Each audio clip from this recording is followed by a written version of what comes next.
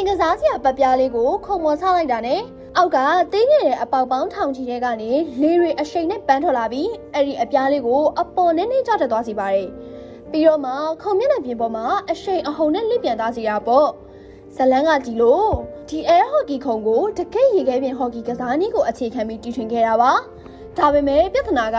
ရေခဲပြင်ဟော်ကီကအပြားလေးတွေကရေခဲပေါ်မှာအလွယ်တကူချောချောမွေ့မွေ့ရှော့တိုက်သွားနိုင်ပေမဲ့တာမန်တခြားမျက်နှာပြင်ပေါ်တွေမှာဆိုရင်တော့လုံးဝရွေလေရမှာမဟုတ်ပါဘူးဒီပြဿနာကိုဖြေရှင်းဖို့အတွက်အင်ဂျင်နီယာတွေကခုံရဲ့အောက်ခြေမှာအားကောင်းတဲ့လေမုတ်ပန်ကားတစ်လုံးကိုလှည့်ဝက်ထည့်သွင်းမိခဲ့ပါတယ်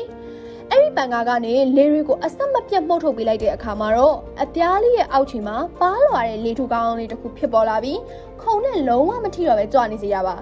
ဒါကြောင့်မို့လို့ပဲတင်ရိုင်းလိုက်တဲ့အခါတိုင်းမှာအဲ့ဒီအပြားလေးဟာတကယ့်ရေခဲပြင်ပေါ်မှာရှော့တိုက်နေတယ်လို့မျိုးခုံမျက်နှာပြင်ပေါ်မှာချောချောမွေ့မွေ့နဲ့အရှင်ပြင်းပြင်းပြေးနိုင်နေရပဲဖြစ်ပါတယ်